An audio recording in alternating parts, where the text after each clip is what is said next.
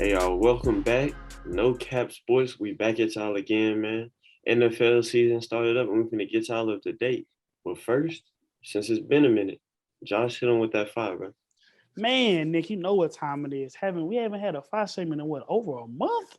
So there's a lot of topics for us to cover, a lot of music that's popped out since my last five segment. But I would be remiss if I didn't mention the musical debate that's going on right now that's taking over the entire industry.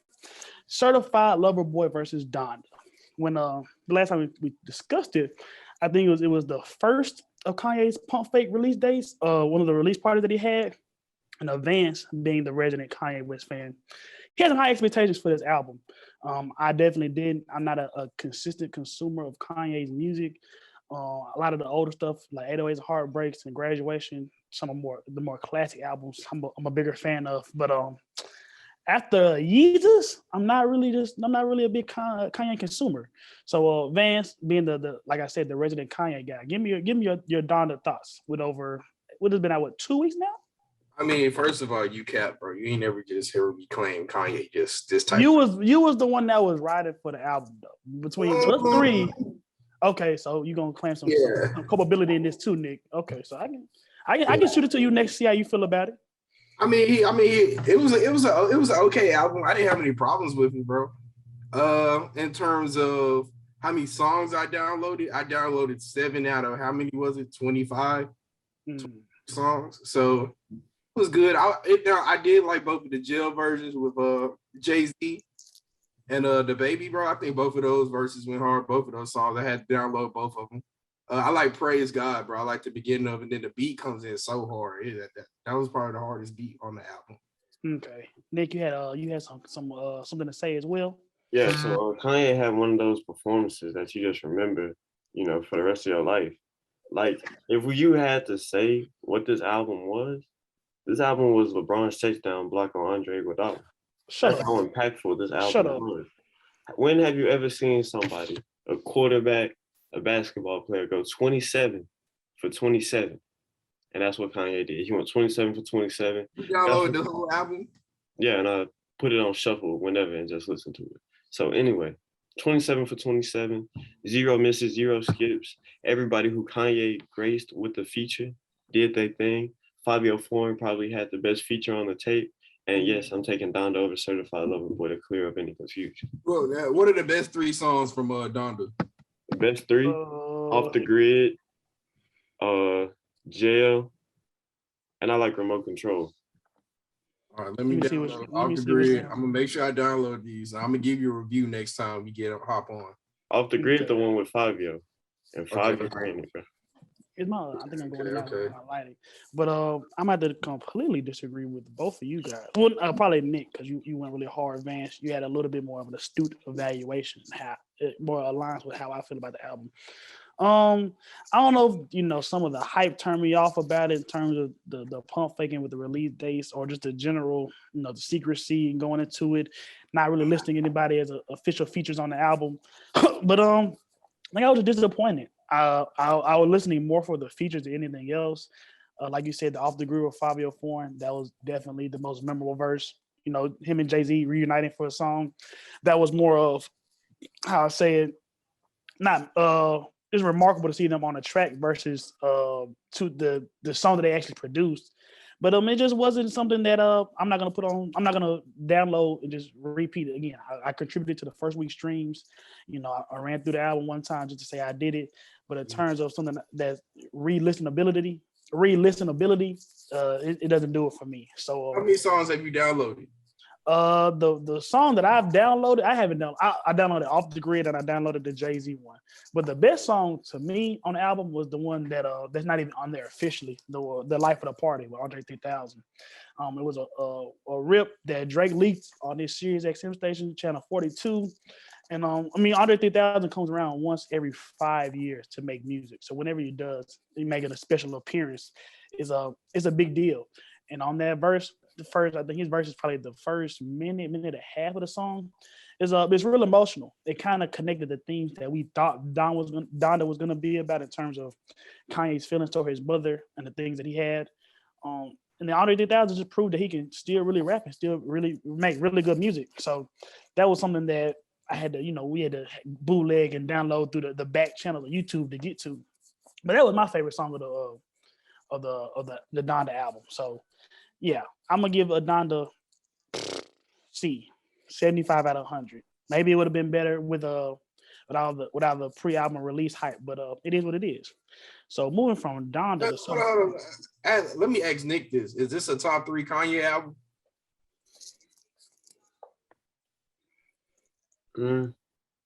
No, because it's not 100% Kanye. You think of Kanye's best album, his best album being My Beautiful Dark Twisted Fantasy. Yeah, that being his best album, you look at that top to bottom, you can see Kanye's influence, Kanye's everything. Actually, bro, Justin Little Boy said Kanye's album's gonna change. What? Hold on, bro. We don't. And it did. So actually, I changed my mind. This is the top. I was just about to say that's not the top 3 Kanye album. This is not the type of content. But it's number 3 though. It's number 3, but it's top 3 on this show. And if you to go and to quote him out of all people, I think Justin Little Boy was invited to a listening party, not none of us. So of course I'm gonna take his opinion. Just imagine what he's had to do for that to get that invite, and that's all I'm gonna say with that. Speaking on Certified Lover Boy, I'm obviously light skinned, so obviously I'm gonna be a bigger Drake lean anyways. And it was an album that actually was a little bit more excited about, and yet equal amount of disappointment, honestly. The Knife Talk, that was probably my favorite song on there with Project Pat and 21 Savage. I really just like Project Pat's intro. Of course, I thought you would say Way Too Sexy. Sound like that's your type of vibe anyways. Oh, that's a whole I'm not. Put your damn hand down. I mean, Drake. I mean, we covered it. We covered it a little bit over these 5 seconds. He's more of a pop artist, somebody that controls radio hits and makes music for the masses and Billboard streams versus, which I prefer, real rap. Somebody like a No Cap or Ralo Rodriguez. So he definitely made his mark in terms of what he's trying to do coming out with CLB. But for me, the only 2 songs that I downloaded was Knife Talk. And let me see the other one I had, because I'm just blanking right now on the mission. 30 said we don't do that. What was the other song? Oh, then 7 a.m. on Bridal Path. That was really just because of the little back and forth he had with Kanye. And then I downloaded the You Only Live Twice with Wayne, just because for me, at my age, anything I see Wayne on is going to get an automatic download and a listen. So, but my overall recap of these 2 albums, 2 of the biggest artists of our generation delivering how I would see it, lackluster performances. I definitely think that there was some, how I would say, some artificial numbers created by the little seemingly competition that they had. I don't really think Drake or Kanye dislike each other too much, but it was more of a kind of an industry thing. Because remember, this is Kanye's second time beefing with a major rival right before album release date. And we know how it turned out with 50 Cent. And this is the second time he's gotten outsold in one of these little celebrity music beef battles. So this is a kind of a continued marketing trend for Kanye. And worst Drake album ever? Yes, by far. This is still, I would say, it's still too early to tell. That's true. Nothing is too timeless on here. I'm not gonna lie. Let me just go through these. The Knife Talk might last, but it's not because of Drake. True. What about Fair Trade? To be honest, bro, I listened to the album like straight through twice, 2 or 3 times. I did the same thing, bro. The first time I was just like, Second time I downloaded more. Man, not gonna lie to you. I usually hate to jump on these worst album, best album takes so shortly after the album's been released. But just going through at least Apple Music, like Scorpion, More Life, Was Scorpion an album though? I mean, yeah. I feel like you only. I thought the only tapes would be Thank Me Later and then So Far Gone. I know More Life. And then if you read it, it's too late.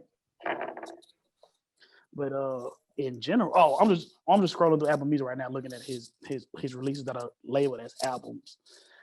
But I'm just going through it. 25 songs on 3 memorable hits. Talking about the 7 a.m. on Bridal Path, just because of the Kanye stuff, the Knife Talk, and then the Way Too Sexy. Like, 3 out of 25.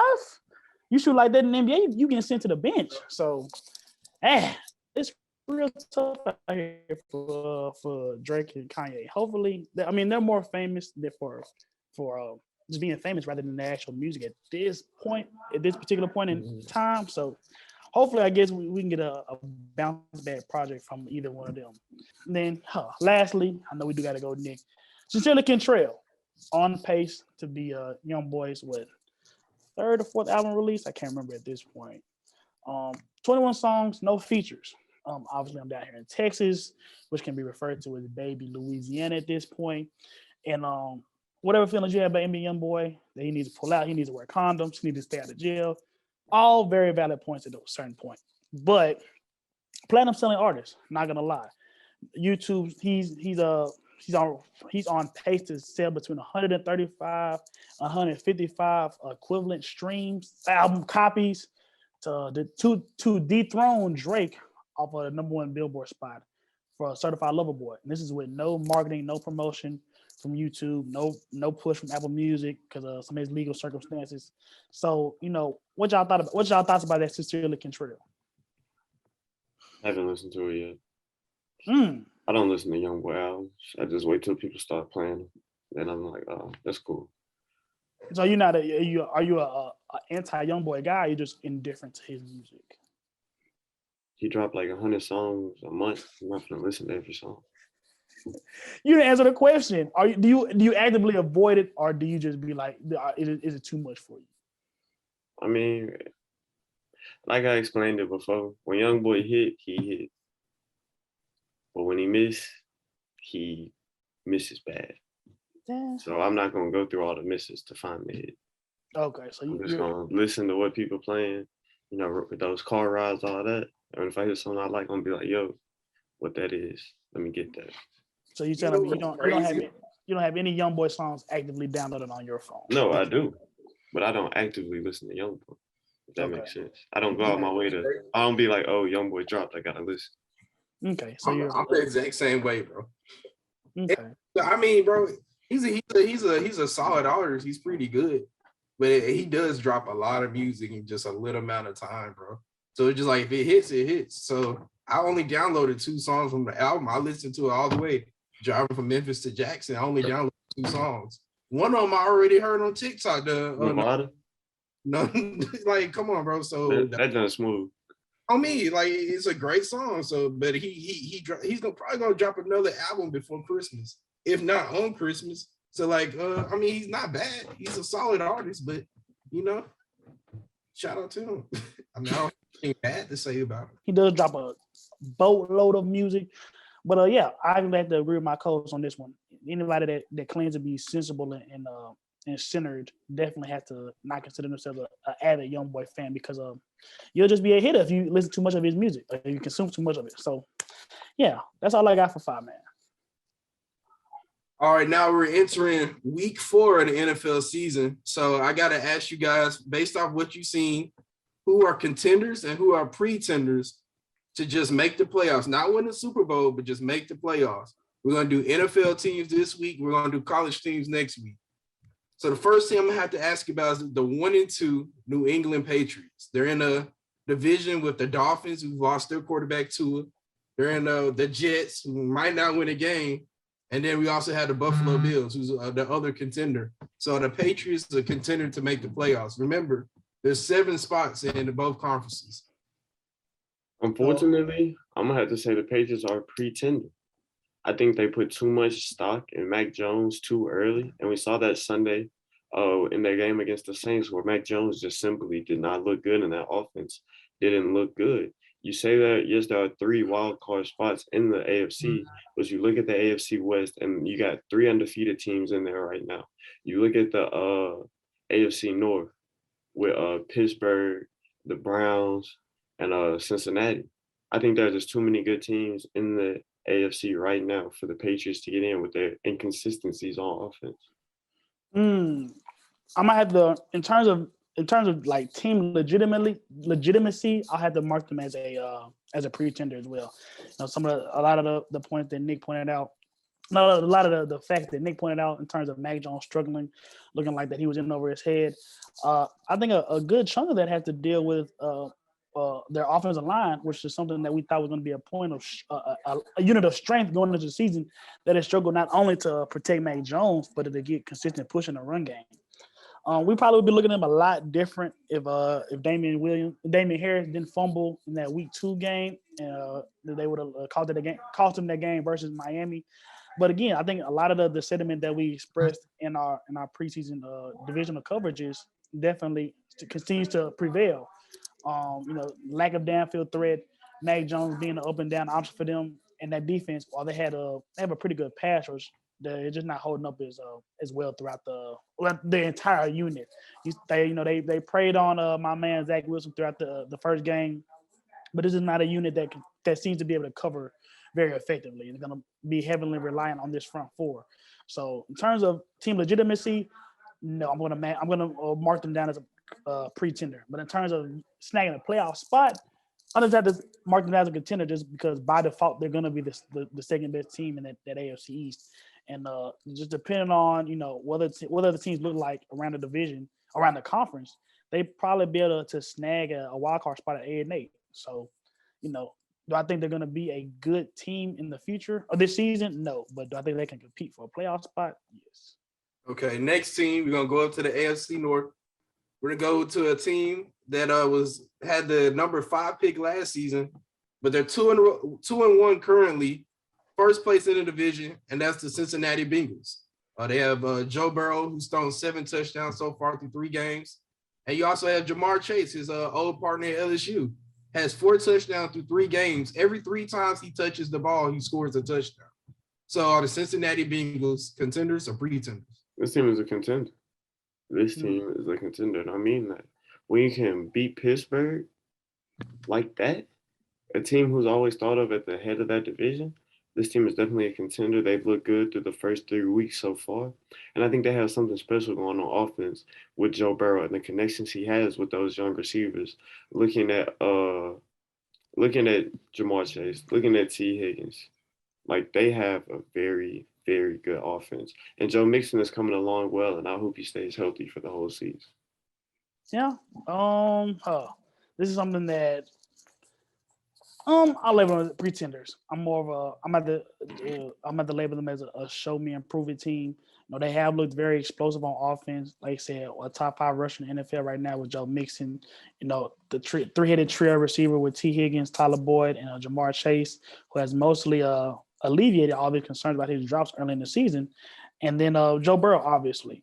But I think for this Steelers win, that I guess this argument would be based off of, you're missing 2 of your 2 starting edge rushers in T.J. Watt and Alonzo Highsmith, and they only got to Joe Burrow 1 time. I'm not a big believer in his offensive line, and I don't think that consistently week in and week out they'll be able to protect him. And I think they're kind of they'll follow suit of last year, where they won't be able to consistently push the ball downfield or generate push in the run game just because of that offensive line. So it's an okay defense. That they haven't played too many dynamic teams. I mean, they got the best win for me would be that Minnesota win versus the Kirk Cousins and Dalvin Cook. But in terms of last week, them playing Pittsburgh, this is as a team with even a worse offensive line, and then has had troubles generating pushing the run game behind with Najee Harris. So I would just be interested to see, they got Green Bay week 5, they got Baltimore week 7, and then Cleveland week 9. If they can squeak out a win against one of those teams, then I'll be a little bit more apt to name them contenders. But for right now, I'll still place them in the pretender category. Okay, so in the AFC North, I don't want any context. I just want to answer. Rank the 4 teams. You have the Steelers, the Bengals, the Ravens, and the Browns. Rank those 4. No context, just rank them. I'm going to go Browns. No, actually, I'm going to go Ravens, Browns, Bengals, Steelers. I'm gonna go Browns, Ravens, Steelers. I'm gonna go Browns, Ravens, Bengals, Steelers. Okay. So now we're going to switch it over to the NFC.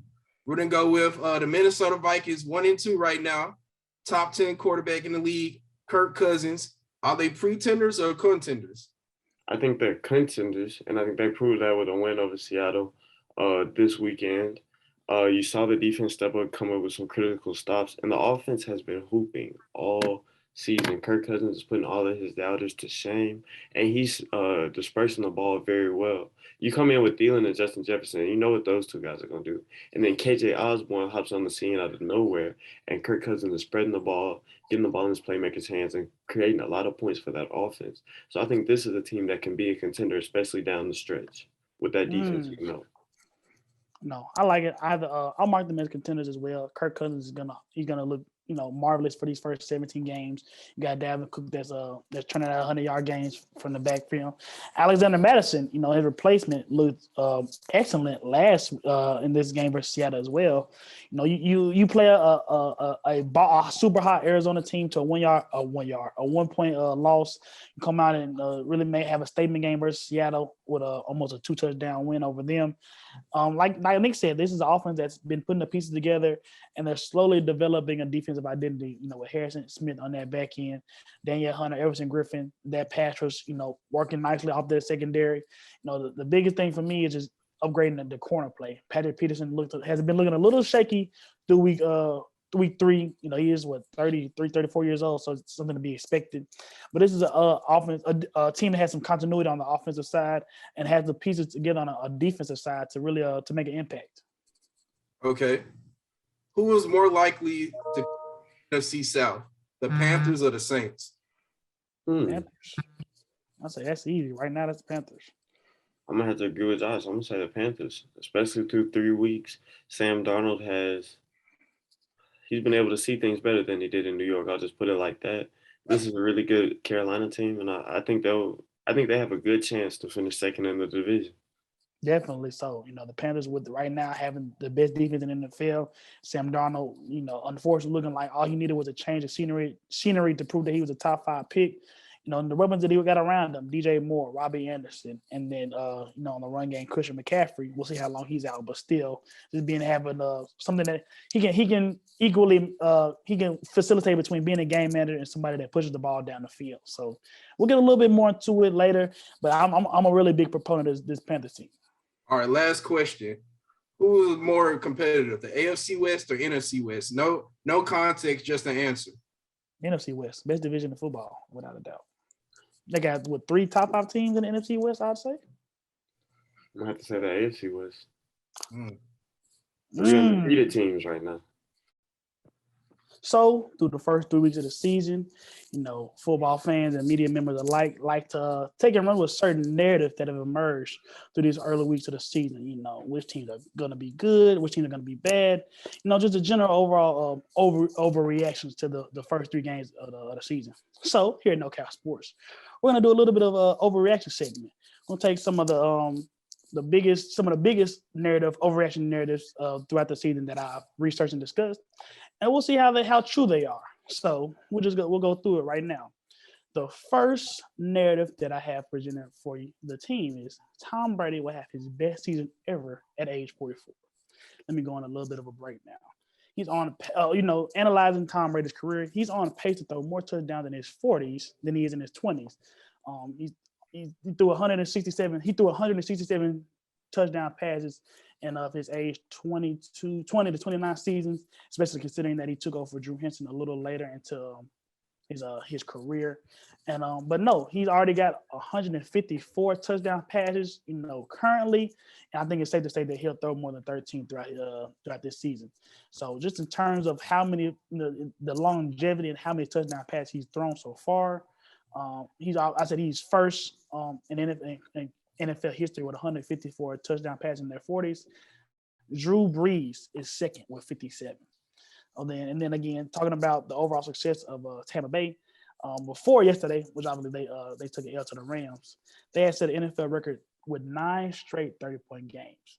So, this is obviously a guy that's not only, surviving, but thriving into his age 44 season. He's ranked number 1 on NFL.com's QB power rankings, and then even discussing some of the things that he's wanted to talk about. He stated multiple times that he's wanted to play until 50. And in a CNN quote that he in a CNN story that he got 2 weeks ago, he's actually said that the game is a little softer than it used to be. So he's not intimidated. He's thriving as an older quarterback, and he seems to, with the success that he's had this season and last season, obviously winning the Super Bowl, he doesn't seem to be slowing anytime soon. So Tom Brady at his best season ever at age 44. What do you guys think? No, I'm giving Roman a 1. No way he tops that 2007 MVP season, man. That's one of the best. That's one of the best seasons, period, by a quarterback ever. That 2007 season, Tom Brady went 16-0, completed 68% of his passes, threw for 4,800 yards and 50 TDs. Hold on, Nick. But are you saying he's not going to get it because of himself or because of the team? I'm saying it's impossible for him to top that. His own performance or the team performance? His own performance. And plus, I think team-wise, they started out 2-0. Got to take into account who they played. The Cowboys gave them a run for their money. The Falcons are the Falcons. I'd say Sunday was their first time really being battle-tested, and we saw what happened. Come on, bro. No, don't do that. No, I mean, not bad. You know what I'm saying? Cowboys gave them a good run. Like, you know what I'm saying? That's like when the JV squad gets a scrimmage against the varsity. And the JV squad all hyped up because it's like, this is you know what I'm saying? You getting off. Don't do that. My fault. Keep going. Fans? No, that was all I had to say. Oh, okay.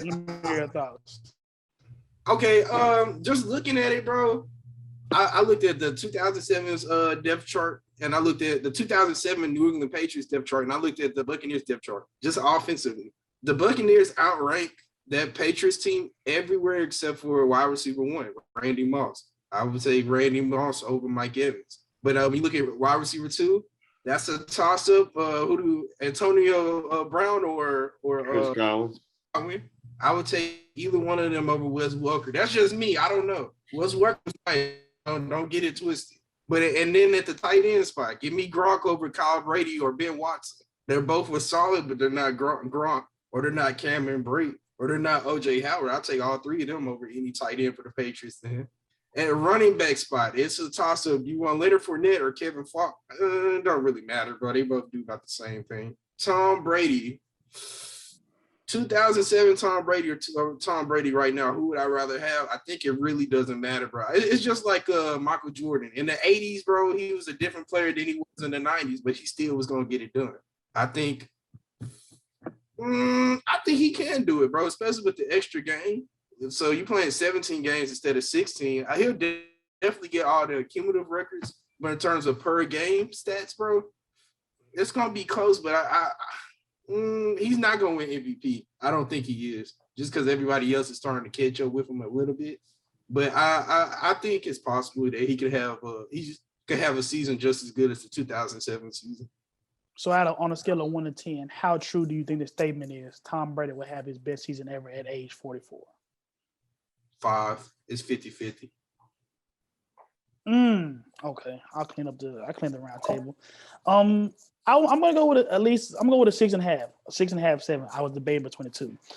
Vance brought up an excellent point. You know, there's an extra game in terms of counting stats and accumulation and things like that. I think that will him surpassing all that 2007. But you mentioned outside of receiver 1, I really like this Tampa Bay offense better than that 2007 New England offense in terms of the weapons that he has around him, the offensive line, and just in general the way that the game has evolved in terms of passing since that 2007 season. Through these first 2 games, Brady has already thrown 9 touchdown passes, which is a career high for him through the first 2 games of the season, which obviously wasn't. These stats aren't updated for week 3. You know, they struggled a little bit last week versus the Rams, but again, you're talking about I would feel is arguably a top 2 or 3 NFL defense. So I think that a dip was to be expected for that game. But I just the way that Tom Brady's been operating the past 2 seasons, obviously I think they're gonna avoid the hiccup that they had in the early seasons of last year with what that 4-3 start that they had. Now that this is his second year in Bruce Arians' offense, and he trusts him a little bit more, and they have a better line of communication. And what Antonio Brown added as a third receiver 3, that's one of the most dangerous receivers of all time. I will put it more likely than not that he will have more higher counting stats this season than the 2007 season. Now, I won't say that. In terms of individual accolades, the MVP, I would probably, like you said, Nick. I don't like both of y'all said. I don't think he's gonna win the MVP this year, just because it's kind of almost a Jordan effect. People are tired of seeing his face in the league and tired of succeeding for so long. But in terms of, like I said, the counting stats and the success, or not, because that team went undefeated, and with just overall counting, I'll say more likely not that Tom Brady has his best season this year. So, I'm standing as the lone soldier on that one, but it is what it is. I'm used to standing 10 toes by myself. Moving on to another team let's lay down some surprise early in the season. The Carolina Panthers, 3-0 for the fifth time in team history. Sam Darnold looks like baby Cam Newton all of a sudden, and it's causing my tiny little jet heart to cry into multiple pieces. And this defense is top in the leagues in overall rush, in overall defense in terms of yards given up per game and rushing yards given up per game. So, on the NFL Truth Meter, I have here the Panthers are a top 5 team in the top defense in the NFL right now. When we recorded for the podcast, I remember I said they might have been the second most complete team behind the Buccaneers. It was either them or the Saints. I had them going 8-9, but I remember also saying I could see them winning 11 or 12 games. That's even more so of a fact now. Them starting off 3-0. I had them still starting off hot, but I had them dropping 4 games in a row. But now those 4 games I had them losing, all of those could easily be dubs. I had them losing to the Patriots. That's looking more so like a dub now. The Cardinals, that's a toss-up. Washington football team, they don't have a quarterback. They're going to beat them. Don't disrespect Taylor Heineke on this podcast. They don't have a quarterback. They're going to beat them. The Miami Dolphins, same thing. They don't have a quarterback. They're going to beat them. Now, they look good, man. Like Nick said, they have Sam Darnold. He gets the job done. He does his 111. I think they're a top 5 team. Bro, that pass rush is crazy that they have. And if you can get to the quarterback, you can do anything you want in the NFL. And they can win games ugly. They can win in a high-scoring affair. They have maybe a top 5 receiving core, bro. It might be top 5 just as a whole core. Yes. I'm gonna say yeah. Right now they are a top 5 team. So I'm gonna give it a 7 on the Truth Meter. I like it. Just talking about referring to that pass rush that you talked about, man. You got Brian Burns, you got Derrick Brown.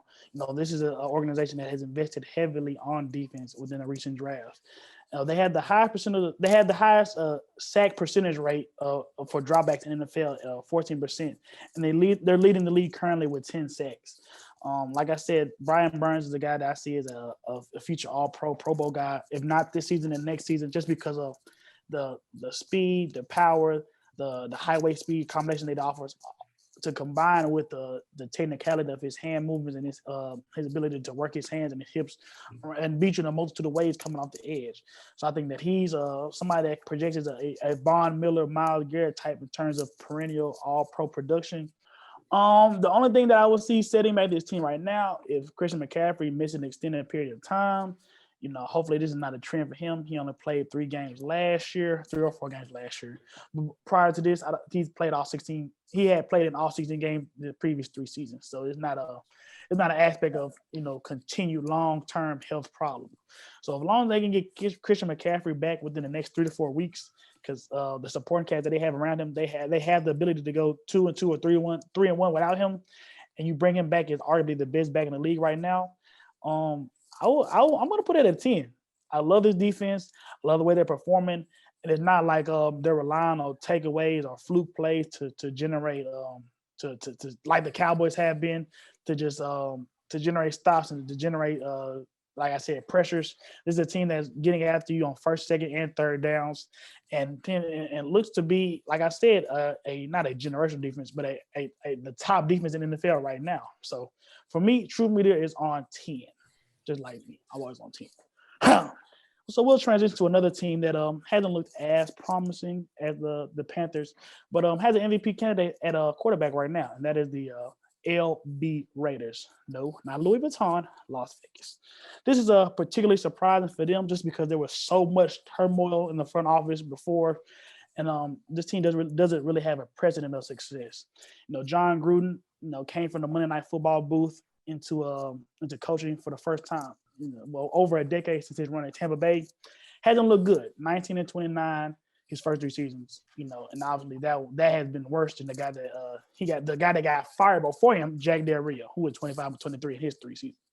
Mike Mayock, again, they have the Raiders just seem to have a thing for bringing guys off of the TV and putting them in their front office.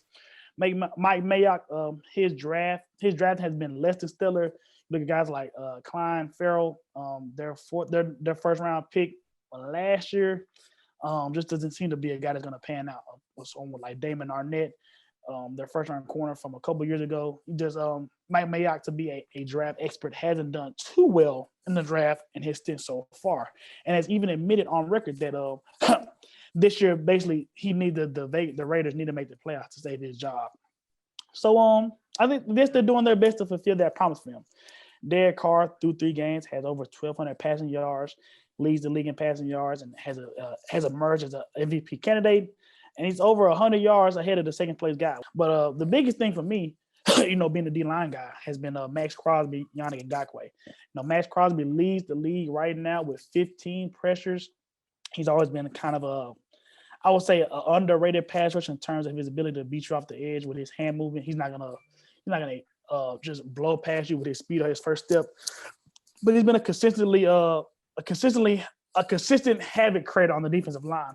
And then we know Yannick Ngakoue is a track worker, and it's just to see him put it all together this year, at least for these first 3 games for Las Vegas, it's really helped him.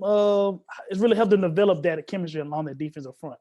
So my overreaction for the first 3 weeks of the season for the LV Raiders, Las Vegas, not Louis Vuitton, is deeming them a playoff team.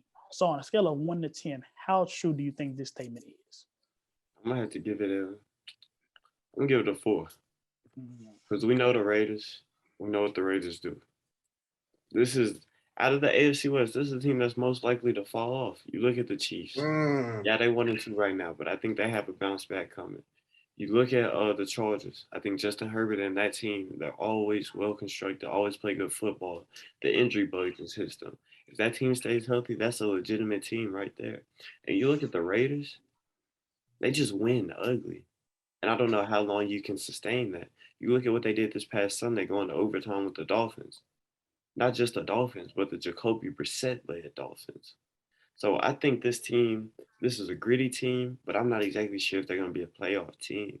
I think coming down the stretch, they're going to be in some similar situations and not have the success they've had so far. These guys have played 2 overtime games in the first 3 games.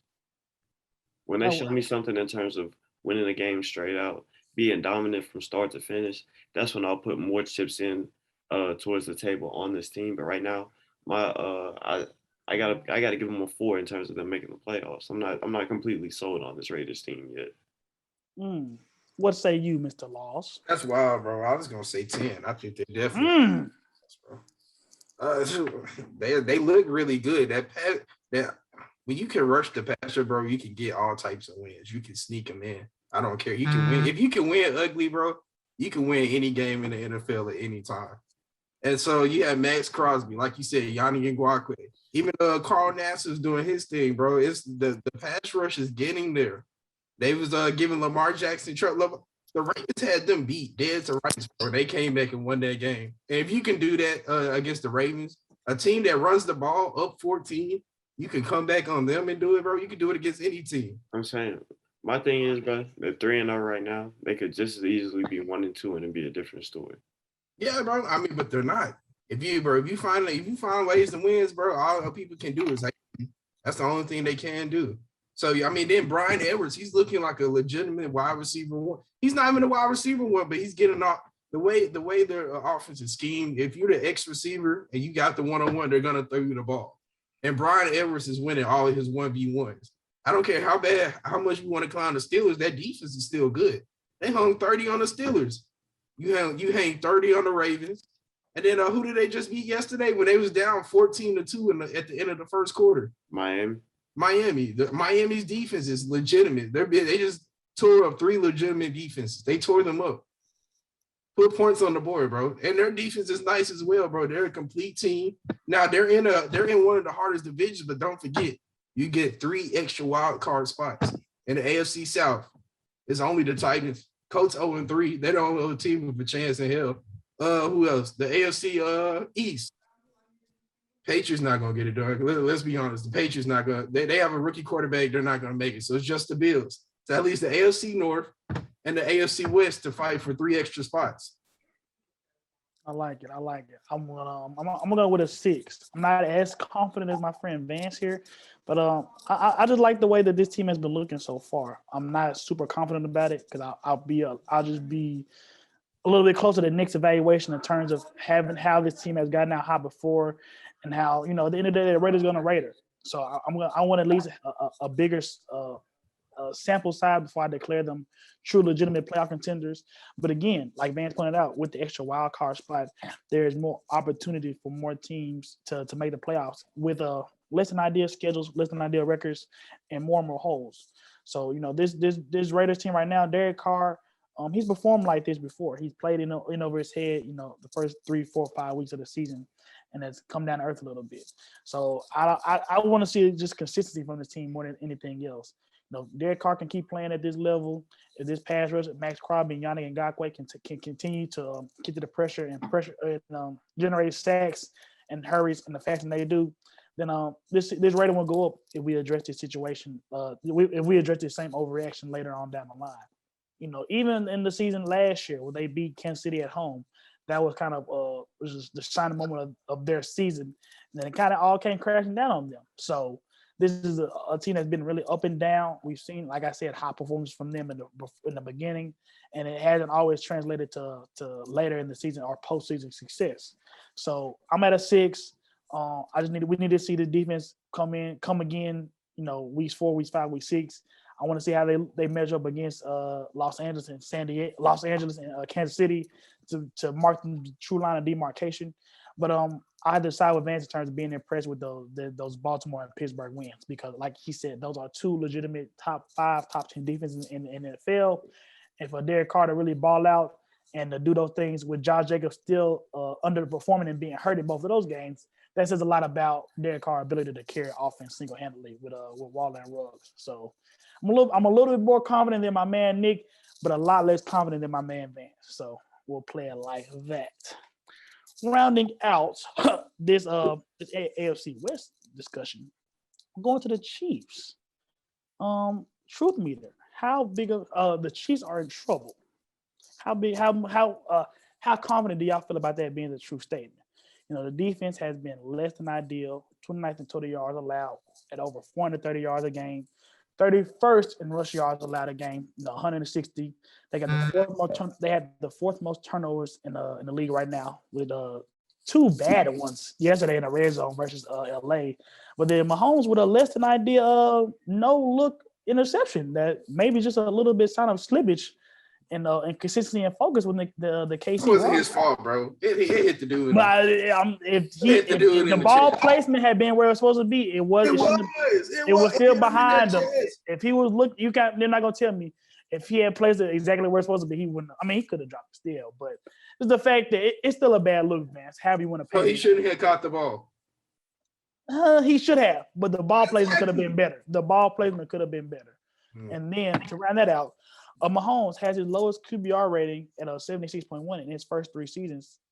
He had the lowest QBR rating since his first full-time season in 2018 through 3 games, which is 76.1, which is still, really good, but not the elite level that we're used to seeing this Kansas City offense and this Kansas City superstar quarterback operate at. You just talk about a slumping defense, just a slight dip in performance from Pat Mahomes, and then you take it to account Andy Reid's hospitalization. That's something obviously we wish him the best in terms of a full recovery from his health. But we know as former players, it can be difficult. Vance only being the only former player on the team, me and Nick being current players, to have your head coach, the most unquestioned voice in your locker room, the rock of your team, to go down like that. They can cause some stirs in the locker room just in terms of consistency and the practices throughout the week, being able to focus and have that like I said, that one voice that controls the narrative in the locker room. I know these are professional athletes, but still, to see your leader go down and not know his status for the next game, it can shake you up quite a bit. So, how true on a scale of 1 to 10 do y'all believe this statement? The Chiefs are in real trouble. 0. 0. The Chiefs are somewhere with their feet kicked up on the desk. They're fine, bro. They're fine. You talk about a bad defense. Part of that goes on the offense. You turn the ball over 6 times. The defense is tired. They're on the field. The Chiefs have no reason to be worried. They've been to the Super Bowl 2 years in a row. They're fine. They're going to figure things out. Pat Mahomes is the best quarterback in the league. This is the best offense in the league. Sometimes it just takes time to adjust. And I think that's what's going on right now. They're adjusting. They're seeing how teams are playing them now. They had a hard first 3 games. Looking at back-to-back with the Ravens and the Chargers, they're fine, bro. They're fine. It's nothing to worry about. What say you, Vance? Just out there real quick, bro. Technically, the Cowboys are better than the Chiefs. But anyways, I'm right now, I'm gonna say a 5. I'm gonna say a 5 just because I think teams are starting to get a formula of how to beat them. So everybody knows they had a bad defense. They've had a horrendous defense for the past 5 years. So the way to beat the Chiefs is let Travis Kelce eat. Just don't let Tyreek beat you over the top. And the last 2 games, the Ravens and the Chargers have both done that. So, and against the Ravens, Travis Kelce had half of his yards on that one play where he broke all those tackles. So he had 7 catches for 109 yards. Tyreek Hill had 3 catches for 14 against the Ravens. Against the Chargers, Travis Kelce just about had the exact same thing, 7 catches for 104 yards.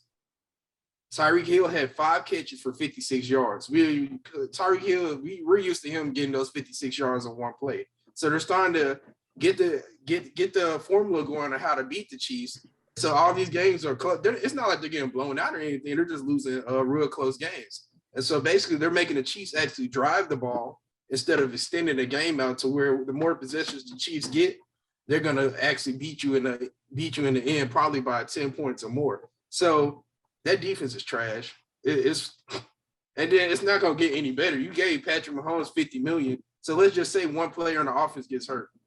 They signed Orlando Brown. He's not a good scheme fit. He's not a good pass rusher for the Kansas City Chiefs.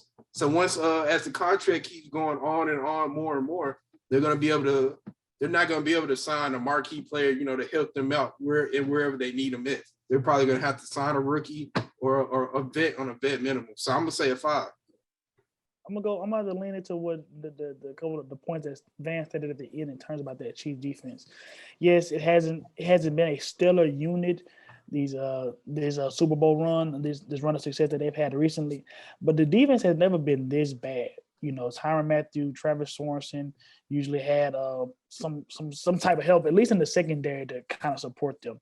This year, they haven't been able to cover anybody.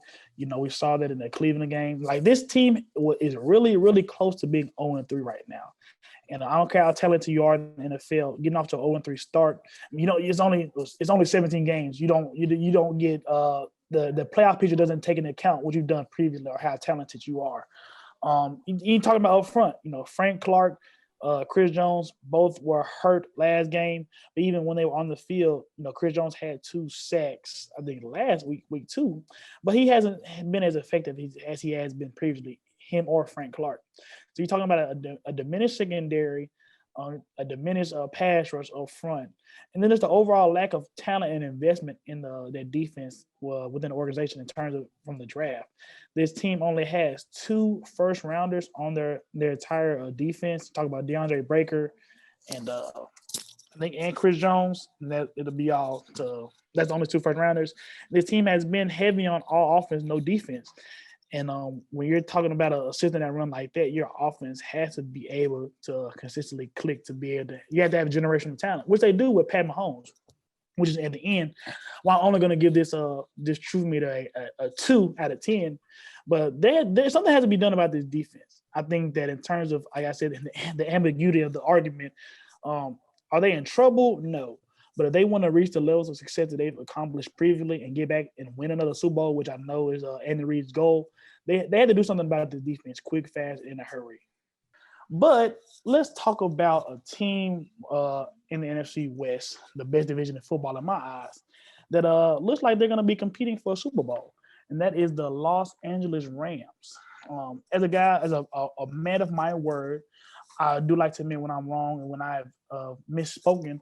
And one of the biggest points through our divisional breakdowns that I kept emphasizing was I did not think that Matt Stafford was a big upgrade over Jared Goff in terms of consistency and playmaking ability for this Ram defense. Well, your boy was wrong. Matt Stafford threw 3 games, 5th in the league in passing yards at 942, and 2nd in the league in touchdowns with 9. Cooper Kupp leads the entire league in receptions, yards, and touchdowns. Competing for the receiving triple crown and kind of has been undisputably the best receiver in the game through 3 games. They ended Tampa Bay's 9-game streak of having scored 30 points or more in a row. And then you talk about you still have the 2 best defensive players in the league in my account, Aaron Donald and Jalen Ramsey. Aaron Donald has just looked like his dominant self. The stats haven't translated in terms of sacks and TFLs. But we know as an interior D lineman fans that the numbers aren't always going to tell the true story of impact somebody like AD is going to make it inside. And then just adding another wrinkle to the defense side of the ball, moving Jalen Ramsey around to nickel. That has been an interesting look. Has allowed him to help in the one weakness I see in this Ram team as in the run defense, just because their main guy up front, Aaron Donald, isn't the best run defender, and they're surrounded with a bunch of pass rushers, so that interior run game is going to be a little bit lacking. But bringing Jalen Ramsey in the box and allowing him to play nickel has allowed him to ease some of those run game concerns and make him more of a chessboard guy, somebody of a Derwin James, Tyrann Mathieu guy role in terms of playing that money backer, somebody that's going to be all over the field versus just shadowing your best receiver. So for this Rams team, I have marked this overreaction statement as the Rams are Super Bowl favorites. So on a scale of 1 to 10, how true do you think that statement is? Put that at about 7. A 7. I think you look around the NFL, there are a lot of good teams, a lot of good Super Bowl contenders. I believe the Chiefs are still a good contender. Ravens, Bucks.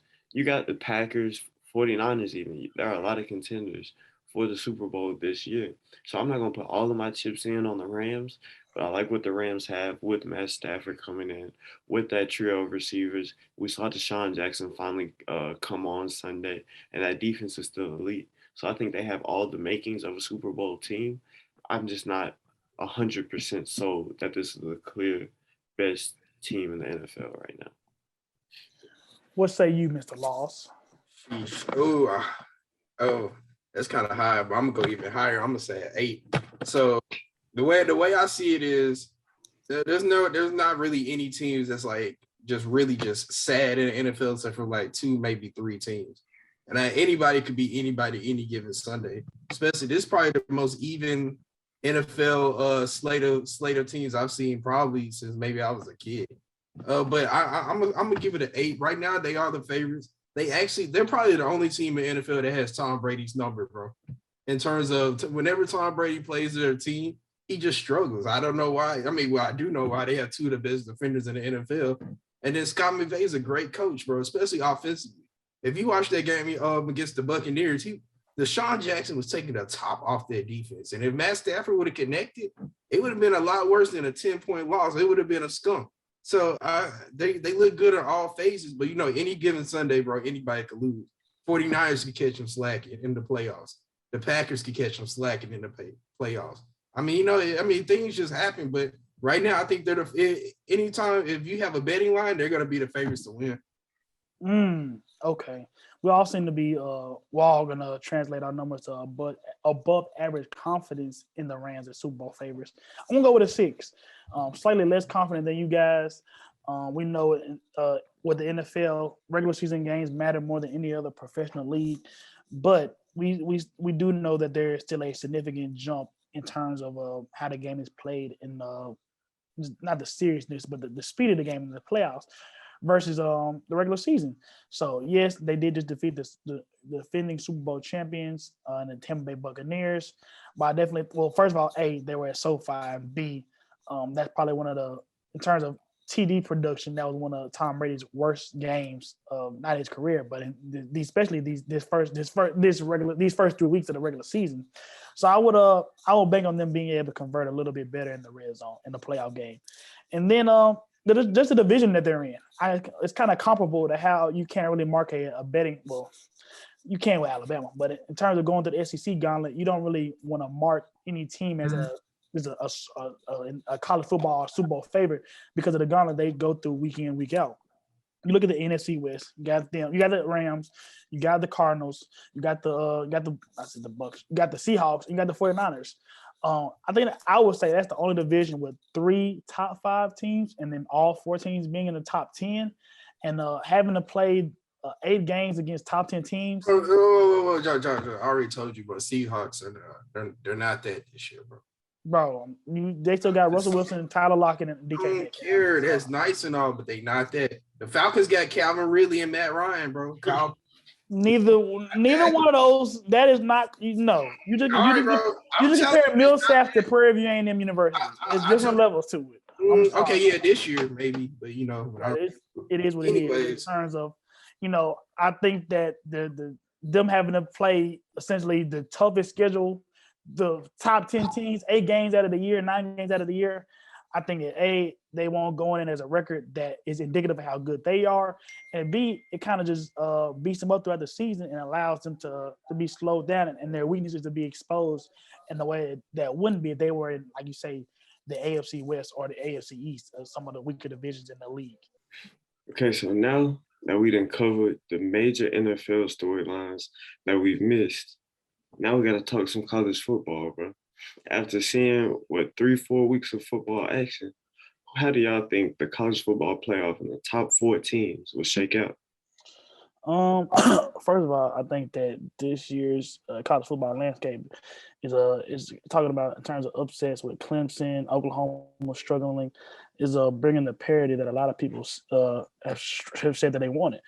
For the longest time, is you sort of pencil in Bama, Clemson, OU into that top 3 or 4. So I think that this year with some of the quality of play and the upsets that have happened, I think that it's definitely a step in the right direction in terms of parity within college football. But that being said, I don't think it's too much different than what we've seen from the past year. Obviously, I have Bama first.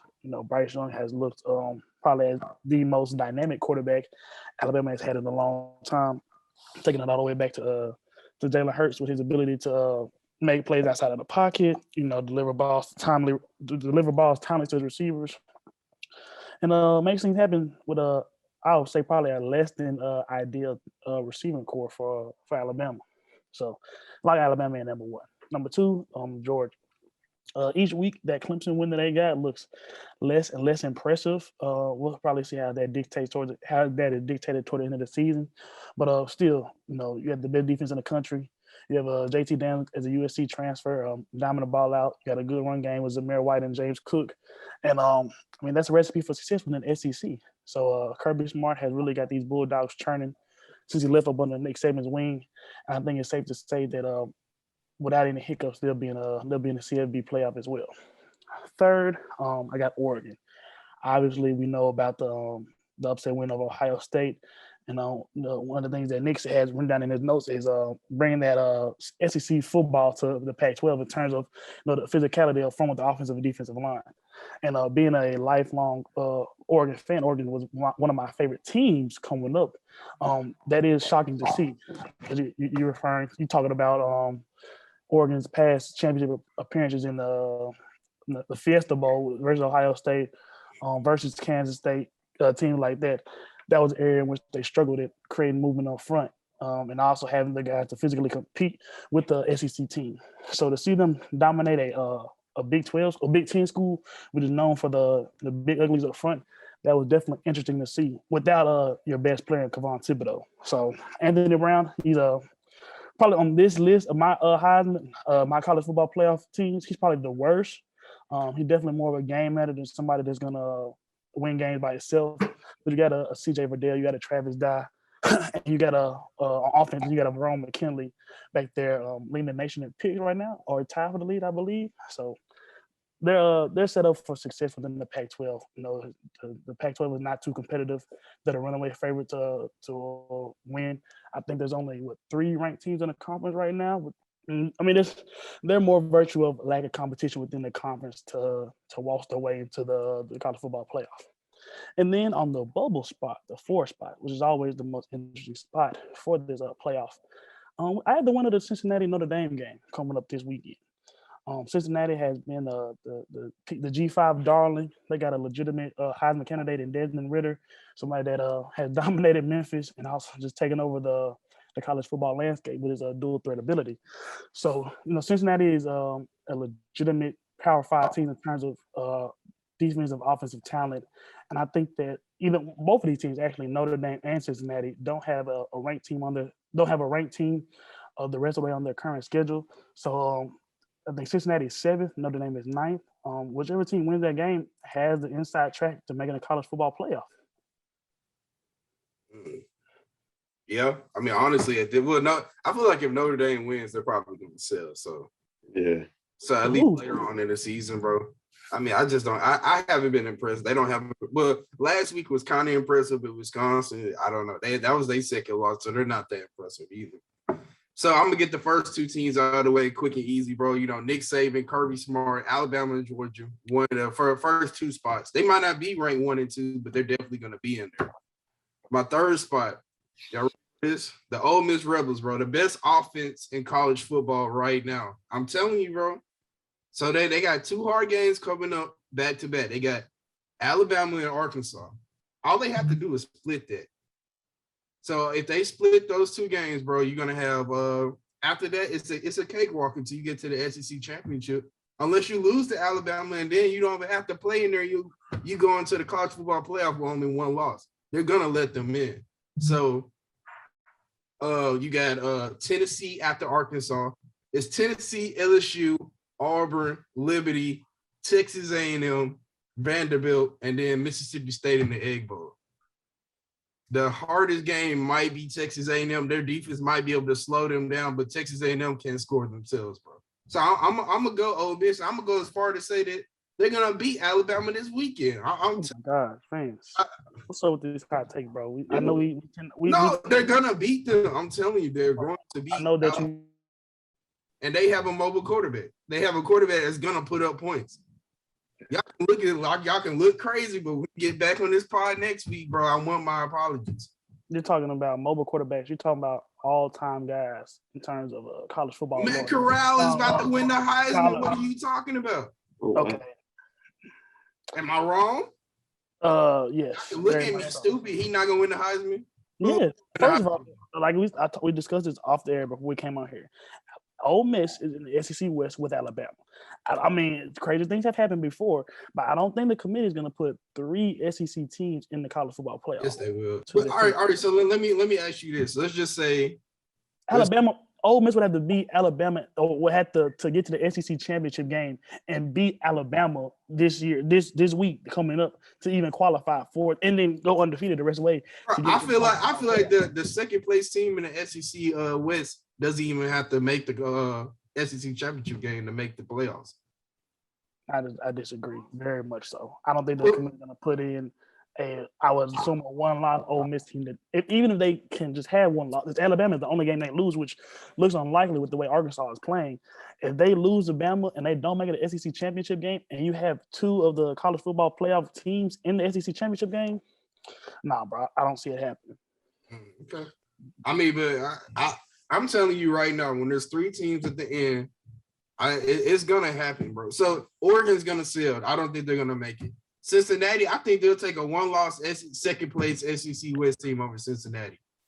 But we all know they would do that. That's just how they do little schools, bro. G5 schools. Oh well. I think they deserve to get in. That doesn't mean they will get in. I think Oklahoma, they're the best team in the Big 12. I think it's only them and Baylor left that's undefeated. Yeah. Both gonna lose a game. ACC, Clemson already lost 2 games. They're out of there. Notre Dame is gonna lose again before this season is over. And then you go up to the Big 10, Ohio State. They might win out. I highly doubt it. But my 14, I'm gonna go with Iowa. I think their schedule sets them up. I know it's EU, bro, but you indeed. Crazy things have happened, bro. They got an easy schedule. They play Penn State. Penn State's not that good. That Auburn win doesn't look good anymore. It doesn't. They had a whiteout, 100K plus COVID fest, just Auburn, and they barely beat them. That's not even a good win. Bo Nix is trash. They got to play Purdue, Wisconsin. They'll beat Wisconsin, Northwestern, Minnesota, Illinois, Nebraska. None of those. I mean, they might slip up one game, but you can get into the championship if you're a Power 5 school with one loss. And if you win the conference.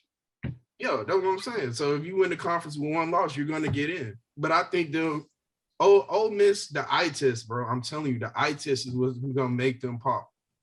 Mm-hmm. I really think they're going to go undefeated until they play Georgia in the SEC championship game. I think Alabama going to be the team left out, honestly. If Ole Miss can go undefeated in the SEC gauntlet, then they more than deserve it. I don't. They just got to pass these first 2 weeks. That's what I'm. Alabama, Arkansas. After that, it's a cakewalk. Passing these first 2 weeks is no easy task. It's not, bro. He's saying that like this is two really good teams. Alabama and Arkansas. The best team in the country. Another top 10 team in Arkansas. I see a realistic scenario where Ole Miss loses both of those games. And then, it's possible. But I see a scenario when they win both of them. Well, let me ask you this, Vance, talking about some of your picks. Because I will take Penn State over Ole Miss and Iowa just because they're one of the 2 teams, I think, in the country with two ranked wins over Auburn and Wisconsin. Bro, neither one of them teams are ranked anymore. They're not good wins. I'm just saying one of the 2 teams in the country with 2 ranked wins. Arkansas is the only other team that has 2 ranked wins right now so far. You think Penn State gonna win out? No, they're not. Do they gotta play Ohio State again? But they still have to play at Iowa, at Ohio State, Michigan, and they have to play at Michigan State. Michigan's we're talking better about Ole Miss winning these improbable ass games. If Ole Miss can beat Alabama, then but Penn State has to win 4 of those games. 4 against ranked conference opponents. Michigan's better than Penn State. I think it's Iowa, Michigan, Ohio State, and then Penn State. But that's just me. I think Michigan's finally better than Ohio State this season. That would be a good game. That would be. I don't know. How about? Let me ask you this, Vance. You talked about who you will put in. Who do you think is better, Cincinnati or Penn State, or Cincinnati or Iowa? That's what you had in there. You said Cincinnati. I like Cincinnati's talent. They got Sauce Gardner. A lockdown corner, Monjoy Sanders. That's a legitimate defense. And Luke Fickell is not a guy that's a spring chicken. He came from Ohio State. Still got a roots established in Ohio, and he's got that program rolling. So I mean, a lot of people look at it as a G5 school, but they could compete in any conference in America. So. I'm gonna say Iowa, just because I saw Cincinnati play Georgia last season. It was a good game. Him in the bowl game, but they also played a common opponent in Indiana, and they barely beat Indiana. Indiana should have won that game last week against Cincinnati. I'm up for right now. I'm gonna say Iowa. So I'm gonna go on and go with my predictions. I gotta put Cincinnati in there, bro. I like what they have. Talking about that defense, talking about a Heisman level quarterback. I think that defense is what elevates them to that 4th spot. Looking at the back end, bro, they're the 3rd best team in college football with allowing only a passer efficiency rating of 80.5, bro.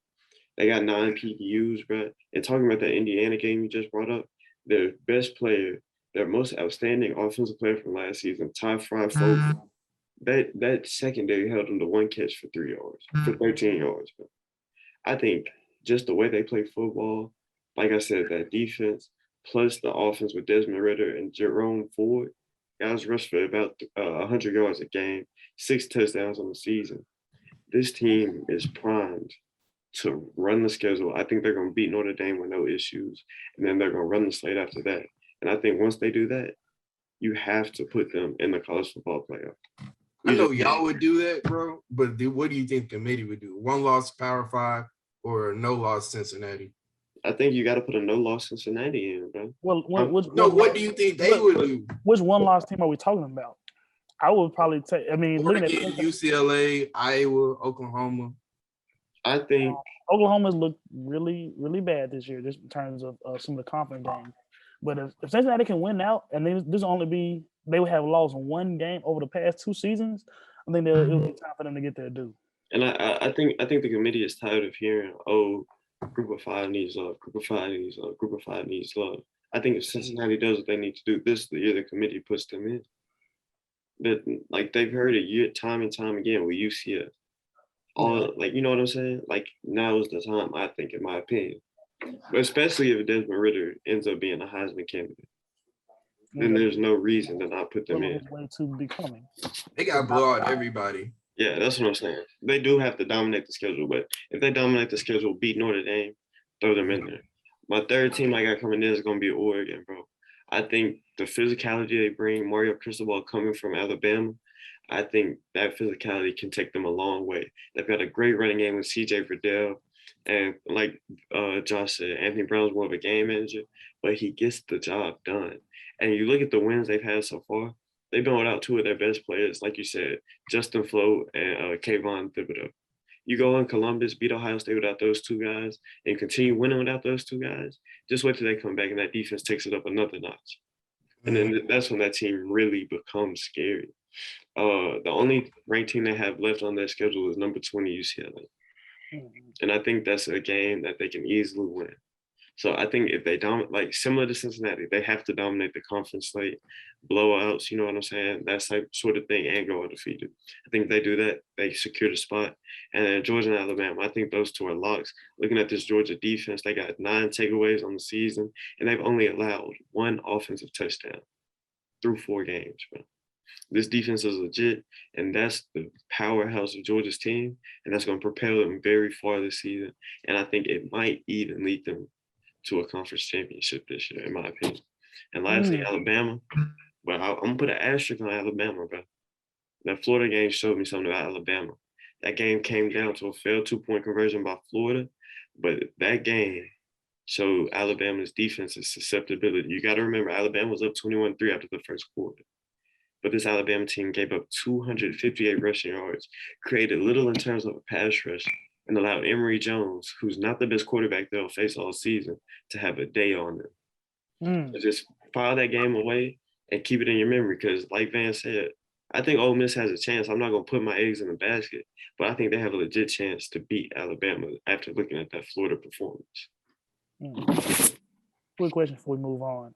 Just assuming that we all got Alabama and Georgia 1-2, and they beat in the college football championship, who are we taking? I got to go with Georgia. Georgia's my pick to win the SEC right now. Yeah, Georgia. Defense.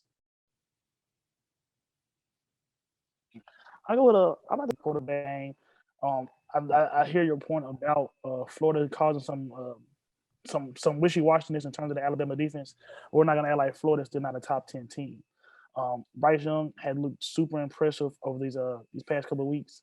This team completely dismantled a Miami team in the beginning that we thought was good. It's not good. Relax. I'm just saying in terms of, I mean, you can only play us on your schedule, and then he's talking about going through the SEC gauntlet.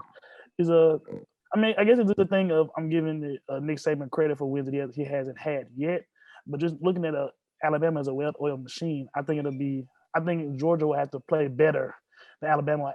Georgia's in a matchup between Alabama and Georgia, I think Georgia would have to play above their head to beat Alabama, whereas Alabama can play up to 75-80% of their potential and still win.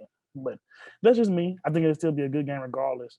I do want to see that Georgia pass rush get after Bryce Young a little bit, and I don't think he's been pressured in any of the manner that they could during the SEC championship game or in the college football playoff. So I'm gonna go with Alabama right now with leeway to change my mind down the road. All I'm gonna say is We saw what happened to the Alabama offense in the Florida game yet again. 21 points in the first quarter, started out hot. 10 points for the rest of the game, had a scoreless second quarter. This Alabama team is good. This Alabama team is great. But this Georgia team is even great. Anybody can win the Natty this year, honestly. I agree with that still. Parity. Definitely so. We'll probably see a team that come in from outside of the top 10 sneak into the playoff at this point. Mm-hmm. It's possible, man. It's possible. So now, since we've been talking about college football, I know y'all done missed it. We bringing the pick'ems back. And we're going to start out with some college football games around the league this weekend, starting out with number 12 Ole Miss, going to Tuscaloosa to take on number 1 Alabama. I mean, my guy Vance has spewed Ole Miss love over the entire podcast. I'm a big proponent of Ole Miss as well. I like how they completely destroyed Louisville in that opening game. But don't say all this just to say you're going to take Alabama, bro. I'm crafting a narrative here, brother. Let me work. Let me cook, man. Relax. I'm just saying. I think I wouldn't disagree with the statement either that Ole Miss is the best offense in the country right now. But Bama. I won't say big, but give me Alabama.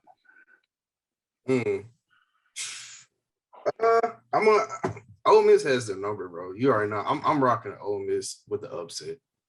Yeah, I'm gonna keep it simple. I already know both of y'all going with Bama, bro. I'm not even an Ole Miss fan, bro. You know what I'm talking about. Go Tigers, go. I mean, you close enough to Oxford, bro. You're not from Memphis. Might as well be your home state team. No, I'm from Olive Branch, Mississippi. Suburb. Moving on, we got number 7 Cincinnati taking on the number 9 Notre Dame Fighting Irish. I think we all gave our opinion on this game. I think we all recognize it as a big game in terms of college football playoff viability. And I'm about to go with Cincinnati. You know, they got a big win over Indiana last week. It wasn't a huge statement win that I guess everybody was looking for, but at the end of the day, it's still a G5 team, a Power 5 team. So I guess you got to give them a little bit of room. I like Jack Holmes for Notre Dame. He's something, and Kyron Williams. I think that's a pretty good 1-2 combo. But I just don't think they're as dynamic as the 1-2 combo from Desmond Ridder and Cincinnati's run game. I think also Cincinnati defense is better. Notre Dame, they gave up 28 points, I believe, 30 points to a 0-4 Florida State team. So they can't hold running water. So I'll take Cincinnati here, and based on that pick, I'll have them in my college football playoff top 4. Notre Dame is going to win ugly. It's a low-scoring game. 2017, last second field goal. I think this game will be big for Cincinnati, just in terms of seeing how a group of 5 team matches up, especially against that Notre Dame power run offense. I think Cincinnati will be able to hold up, especially in the secondary, but in the run game is where I have a question. But I think their offensive capabilities put them over the top in this game, and I got to give the win to Cincinnati. So moving on, our last game in our college football slate, we got number 8 Arkansas traveling to Georgia. You can go first, Vance. Ooh, I'm rolling with Georgia. I mean, Arkansas has good wins. They're a very good team. They've been dominant while they're playing, but they haven't played a defense like Georgia. Yeah, you hit the nail on the head with that one. You know, Traylon Burks, KJ Jefferson, they look like one of the best. They're like the most dynamic quarterback receiver duo in the SEC at certain points. But that Georgia defense is elite, legendary at this point. You got, like I said, you got JT Daniels, you got Zamir White, you got Brian Bowers, you got a multitude of different options on that Georgia offense to keep them afloat.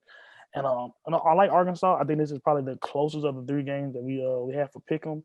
But at the end of the day, I don't see Arkansas scoring more than 21 points on this Georgia team, and I think Georgia can manufacture 3 touchdowns. So, you said 2017 for that Notre Dame Cincinnati game. I'll go 24-21 for this Arkansas Georgia game. So looking at the ranked teams that Arkansas has beat, you look at Texas A&M, you look at Texas. None of those teams are Georgia. So short and sweet, give me Georgia in this one. I don't know about how much, but I know that it's going to get ugly. You predicting a blowout? Not a blowout, but I think Arkansas is going to get frustrated early. They don't have a dynamic quarterback. They rely heavy on that running game. And I think Everson, question mark? He looked pretty good through these first couple of weeks. I mean, he's not a spinner, bro. He's an athlete. What is he, a junior? I Sophomore? think he's a sophomore, I think. Sheesh.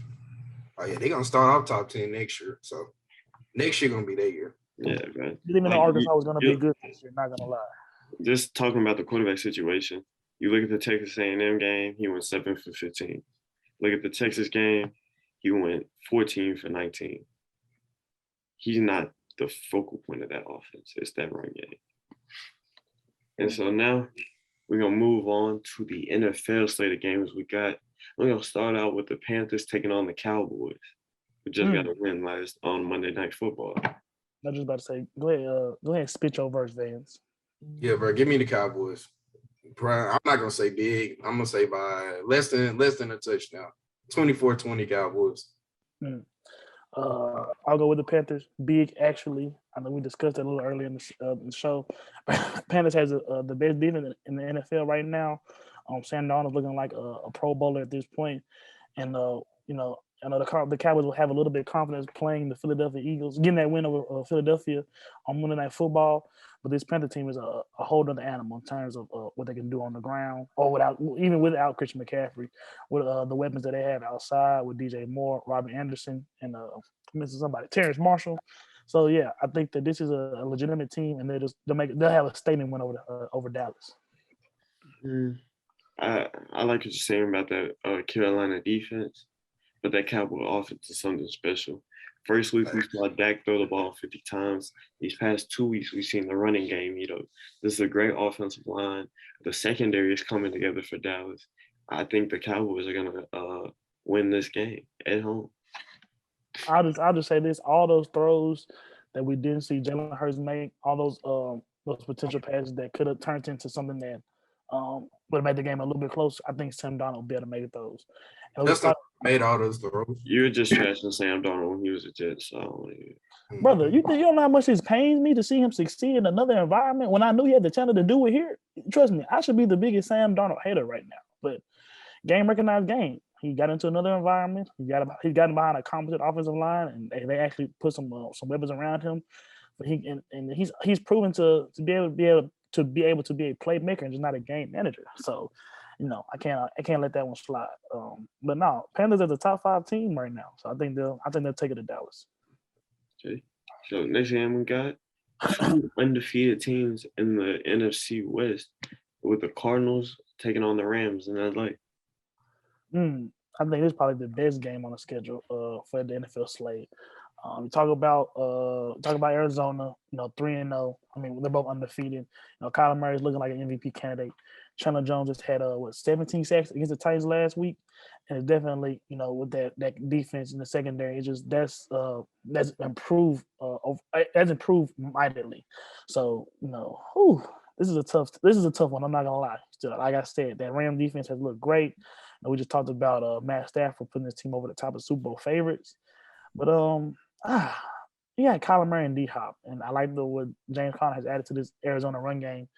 Give me Arizona, man. They've looked really good. I know LA probably has the better win, but give me Arizona. I just think that Kyler Murray can make plays outside of the pocket that Tom Brady could not. Yeah, little Kyler's body hasn't worn out yet, so the game's gonna be close for now. But still, I'm gonna give me the Rams by 4. Yeah, I'm gonna rock with the Rams too. That defense is special. That offense has become special. So I gotta rock with the Rams. Next game we got the undefeated Raiders taking on the Chargers, who just beat Kansas City. 2 of the more surprising teams in the league right now. Derek Carr, if we had to give out the MVP at this moment, will probably be the winner of it. Like I stated earlier, you got Max Crosby, Yannick Ngakoue performing one of the best 1-2 edge rushers in the NFL right now. But I like this Chargers team just a little bit more. Mike Williams really lived up to his potential last week in terms of scorching that Kansas City secondary. I think that was 7 for 122. Then you got Justin Herbert and Austin Eckler still. I think this is a little bit more of a complete offense. I'm predicting Las Vegas to come down to earth just a little bit. I don't know Josh Jacobs' availability for this game, what it is. He's a crucial part to this Vegas run game, and I don't think Peyton Barber's going to be able to consistently hold down the fort. So give me Los Angeles. Sheesh, this is probably the hardest game to pick. Raiders very easily could be 0-3. I think that catches up with them. Give me the Chargers. And I'm gonna agree with Vance here. Just as easy as the Raiders are 3-0, they could be 0-3. The Chargers are coming in hot off that win versus the Chiefs, versus the offense. I gotta go with the Chargers on this one, bro. I love Brandon Staley and just how aggressive he is. I think that's gonna show versus the Raiders. So next game we got the Seahawks going to play the 49ers. After 3 weeks, Brandon I finally came out his shot out a little bit, had a little bit of production for this 49er team, and combining him and Deebo Samuel, that's two of the quickest and most elusive targets that two of the receivers that this San Francisco team has. So I definitely think that how'd I say it? There's Jimmy G, Trey Lance, Kyle Shanahan has used Trey Lance, I think, to the best of his abilities in terms of using him as a short yardage run option. And I think that this 49er front can pressure Russell Wilson and make him uncomfortable. So that being said, give me San Francisco. I'm gonna go. Well, y'all know how I feel about the Seahawks, bro. I think this is gonna be the year they go a little downhill. 49ers big. Yeah, I'm gonna keep it simple. Seahawks aren't good. 49ers. And last game we got on the slate, we got the Browns going up to Minnesota to take on the Vikings and Kirk Cousins. Again, I think the Browns are a legitimate Super Bowl contender. They got Odell back last week. I think it was what my fantasy team told me it was 5 for 77. So that to be able to have some production like that in his first game back, I think is a clear sign that he's healthy and ready to have a breakout year. This Minnesota team was very close to being 0-3 versus losing to a Seattle team that I think we all can agree isn't the Seattle teams of the past. So give me the Browns. The Chubb, Kareem Hunt, Baker Mayfield still playing above his head a little bit. And you got Myles Garrett. So, that defense at the slumping first couple of weeks has run out of shell a little bit. I think they'll handle Minnesota rather easily. Continuity is really important. I was going to pick the Vikings, but I remember when he was doing the previews, I said they weren't going to be very good. So give me the Browns. Continuity is important, brother. For me, I'm going to go with the Vikings in the upset. This offense is clicking. The Browns' defense, especially their secondary, hasn't really shown up yet. I think Myles Garrett, of course, is a force off the edge, but I think Kirk Cousins can go out and have a game. He's been hooping all season, and I think this game versus Cleveland is going to be his debut performance to the rest of the NFL. Like, I can put a team on my back and carry us to the promised land. So expect to see a lot of Kirk Cousins, a lot of Dalvin Cook, a lot of Jeffrey, a lot of Jefferson, a lot of Thielen. I think they're going to come out of this game with a win. Yeah. Man, they got a stud back. They got a stud backup at Alexander Madison. What he had 130 last game as well. Yeah. So no, I don't think Nick. I just think that this Brown team is just a cut above. Now, also do happen, and Kirk Cousins has been balling, but I think that he's gonna have to carry the load for that offense versus Baker Mayfield can have a subpar game and rely upon that run game. So. All right, so I'm going to give you guys a 5-leg parlay. I'm trying to make y'all some money, bro. We'll come back next week, see how I did. Love to see it. 5 teams. The first game is Texas minus 5.5 at TCU. Texas, as you guys know, took a bad loss to Arkansas, but they swapped quarterbacks, and last week they dropped 70 on Texas Tech. I think the offense is rolling. I like that spread. TCU isn't very good. They lost to SMU. SMU's decent, but they're not very good. Give me Texas minus 5.5. Ole Miss plus 14.5. Now they're gonna win, but I think they can cover 14 points, lose by less than 2 touchdowns against Alabama. Florida minus 8.5 at Kentucky. Florida is an elite team. Kentucky is average. Now that Kentucky in past years they've been very good, but this year don't let the past affect the future. Minus 8.5 for Florida at Kentucky. Under 47.5 points, Boston College at Clemson. Clemson is not very good on offense, but they're elite on defense. 47.5 points, final score can be 24-20, you still don't cover. Trust me, Clemson and Boston College, neither one of those teams is getting a 24. Clemson, their 3 games against FBS opponents, they scored 3 points against Georgia, 14 points against Georgia Tech, and 14 points against North Carolina State in a regulation. So, yeah, it's not very good, under 47.5. Last game, Tampa Bay Buccaneers minus 6.5 at New England Patriots. Let me just say this. Tom Brady is about to have his vengeance on them. Hey, this is on FanDuel. If you bet $10, you win $250. You heard that man said. Go ahead and put in your go ahead and put in your parlay picks. You can thank us when you win your money, but if you lose, do not come on our DMs talking that hot S word. We will not respond, and we have no responsibility for how you spend your money. Betting is legal in Tennessee. Yes, I don't think it is in Texas, but there's ways to work around it. And so how we always close the episode, as you know, we got to get them game balls out. Keep mine short and sweet. Justin Tucker got to get it. 66-yard field goal to secure the win for the Raiders. Ooh, I like that. I'm going to have to go with Trevon Diggs, 3 picks in 3 games. Really, he's been turning up since the end of last season, the second half of last season. He started off really slow, but he's looking pretty good on the same level as his brother. I'm going to take Myles Garrett. Career high in Browns record, 4.5 sacks. He's been really quiet these first couple of games. I think pairing him with alongside former number 1 overall pick, Jadeveon Clowney, had just rejuvenated him a little bit. And him being with the number 1 overall pick in 2018, he's a cornerstone of this Browns defense, and he would dictate by his performance how far they can go in the playoffs. And so that's another episode for you guys. Make sure y'all like, comment, subscribe, and we out here. Boom, Bumba Clot. Ole Miss by 10. Never.